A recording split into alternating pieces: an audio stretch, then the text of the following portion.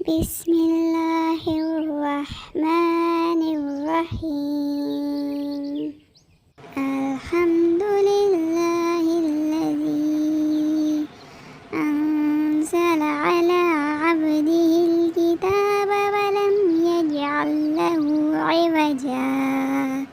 قيما لينذر بأسا شديدا من لدنه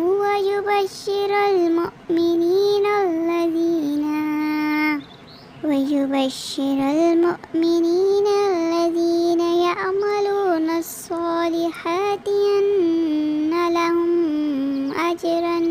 حسنا ماكثين فيه أبدا